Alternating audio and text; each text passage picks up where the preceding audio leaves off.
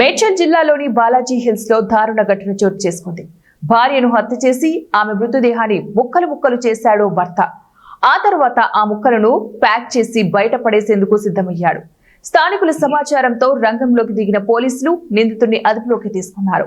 వికారాబాద్ జిల్లా కామారెడ్డిగూడకు చెందిన స్వాతిని అదే గ్రామానికి చెందిన మహేందర్ రెడ్డి ప్రేమించి వివాహం చేసుకున్నాడు.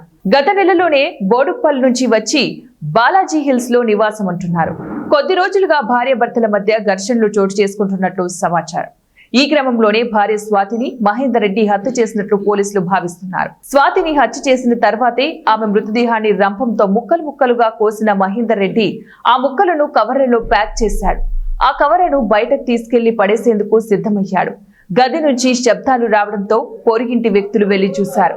దీంతో విషయం బయటపడింది. మహేందర్ రెడ్డి బంధువు పోలీసులకు సమాచారం ఇవ్వడంతో సంఘటన స్థలానికి చేరుకున్న పోలీసులు మహేందర్ రెడ్డిని అదుపులోకి తీసుకుని విచారిస్తున్నారు. హత్యకు గల కారణాలపై వివరాలు సేకరిస్తున్నారు. గత కొద్ది రోజులుగా భార్య భర్తల మధ్య ఏమైనా ఘర్షణలు జరిగాయా అనే విషయాలపై చుట్టుపక్కల వారిని, కుటుంబ సభ్యులను పోలీసులు ఆరా తీస్తున్నారు.